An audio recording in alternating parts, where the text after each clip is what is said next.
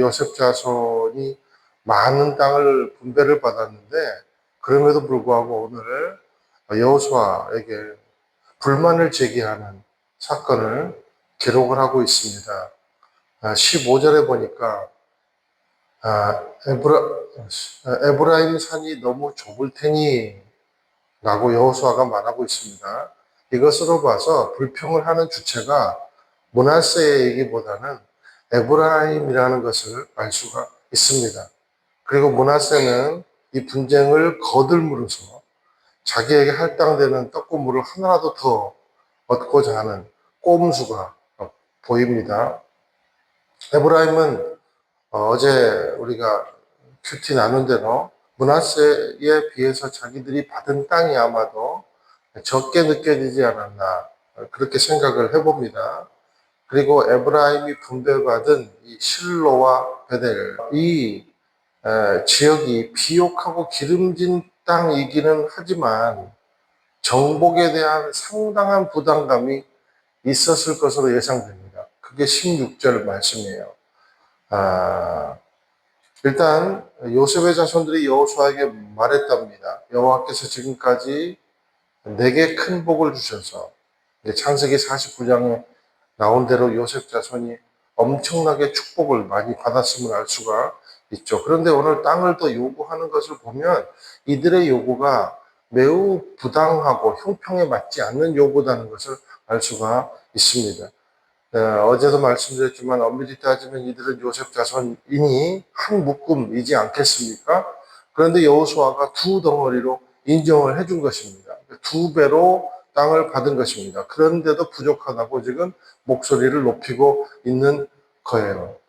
여호와께서 지금까지 내게 큰 복을 주셔서 내가 큰 민족이 됐는데, 이 말은요, 신앙적인 표현 같아도 사실은 과도한 욕심과 자기 과시를 지금 하고 있는 겁니다. 그러니까 하나님이 주신 축복을 오히려 불평의 근거로 써먹고 있는 것, 더 큰 것을 얻어내고자 하는 어떤 딜용으로 쓰고 있는 것, 그렇게 본다는 거죠. 그러니까 축복을 잘못 사용한다라는 겁니다. 우리가 얼마나 잘 나가는 핏줄인지 아십니까? 우리가 이래봬도 조상이 요셉입니다.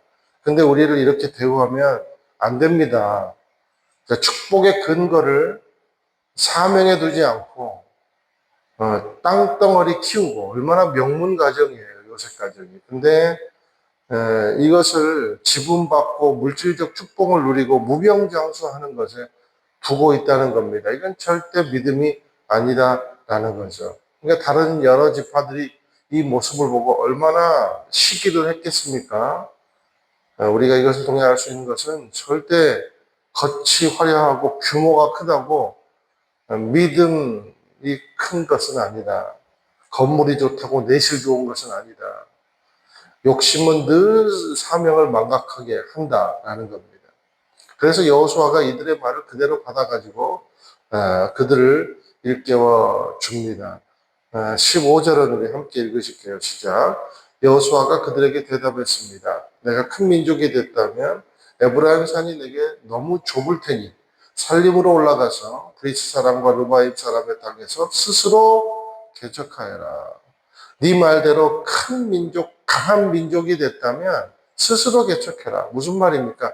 사명을 잃었냐? 정신 좀 차려라. 그 말입니다. 그러니까 믿음을 가지고 정복을 하고 개척하고, 그래서 하나님이 주시는 약속의 땅에서 사명을 갖고 살아야 되는데, 너희들이 사명은 잃어버리고 땅만 욕심내면 그 땅을 받아도 너희들은 불행해질 거다. 그런 말입니다. 그러니까 믿는다면, 커졌다고 감사한다면 끝까지 사명 붙들어야 된다라는 말입니다. 자, 이 말에 요셉 자손 여호수아에게 어떻게 반응합니까? 16절 읽어보실게요. 시작. 요셉의 자손들이 대답했습니다. 산악지역은 충분하지 않습니다.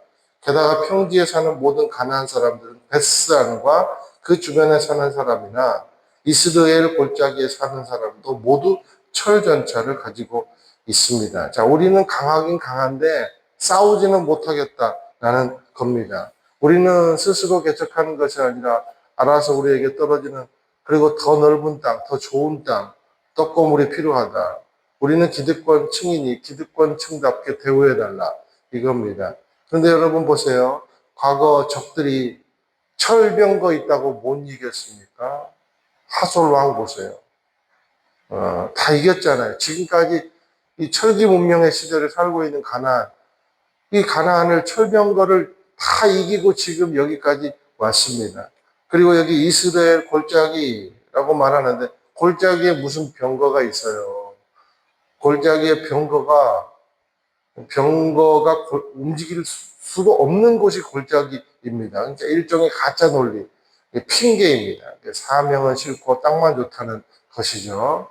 자, 이렇게 한 지파, 한 사람의 이기주의가 공동체를 흐려놓게 하더라라는 겁니다. 좋지 않은 영향력을 준다라는 겁니다. 왜요? 욕심이 커져서 그렇다는 거죠. 받은 것을 더 쉽고 그리고 많이 증식하려는 것이 하나님이 주신 사명을 완전히 망각하게 하더라라는 겁니다. 자, 그래서 이제 여호수아는 17절, 18절 이렇게 말씀하고 있습니다. 한번 같이 읽을게요. 시작. 그러나 여호수아는 요셉의 집, 곧 에브라임과 므낫세 지파에게 말했습니다. 너는 큰 민족이고 세력도 크니 한 번의 제비만 뽑을 수는 없다. 산악지역도 내 것이 될 것이다. 산악지역일지라도 내가 스스로 개척하여라. 그러면 그 끝자락까지 내 것이 될 것이다. 가나안 사람들이 철전차를 가졌고 힘이 막강하더라도 너는 그들을 쫓아낼 것이다. 스스로 개척하여라. 받은 복과 은혜가 있다고 생각된다면 사명 감당하면 하나님이 해주실 것이다. 라고 말하고 있는 거죠. 더 많이 갖고 싶어요. 이게 동기가 아니라 순종과 믿음이 동기가 되라. 그런 말입니다. 자, 여호수아는 이들의 말을 그대로 받아서 상대를 인정하면서도 원칙을 고수합니다. 그들의 말을 지금 이용을 하고 있는 겁니다. 그리고 비전을 가지고 앞으로 더 나아갈 수 있도록 일깨워 줍니다.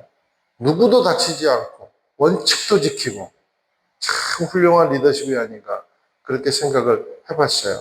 저는 이 말씀 묵상하면서 여호수아의 대화법을 통해서 몇 가지 깨달은 게 있어요. 그래서 정리를 해봤는데 한 4가지 정도를 깨달았어요. 첫 번째, 화내지 말기.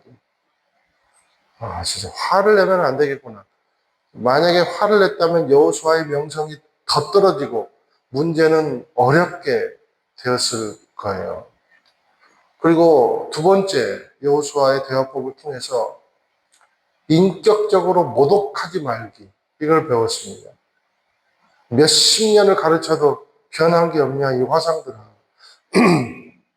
여호수아는 다스리는 위치에 있다고 상대를 얕잡아 보거나 모독하려는 생각이 없습니다. 야, 그렇구나. 이것을 배워야 되겠다.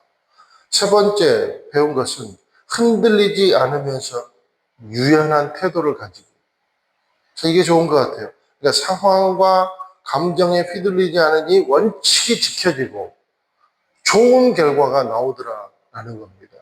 이것을 참 배워보고 싶다는 생각이 들었어요. 네 번째, 상대를 부정하지 않으면서 세워주기. 너는 큰 민족이고 세력도 크니 산악지역도 너희들은 개척이 가능한 충분한 사람들이다. 충분한 가능성이 있는 사람들이다. 이렇게 일깨워 주는 겁니다. 축혀 세워주는 거예요. 얼마나 지혜로운가. 자, 우리도 이런 화내지 않고 동기부여하는 리더십. 아무리 답답하고, 아무리 비전에서 멀어진 그러한 행동을 하는 그런 것을 볼 때도 이 4가지 원칙을 잘 지키면서 일깨워준다면 원칙도 고수하고 상처도 내지 않고 오히려 사명을 일깨워주는 성숙한 리더십이 될 줄로 믿습니다.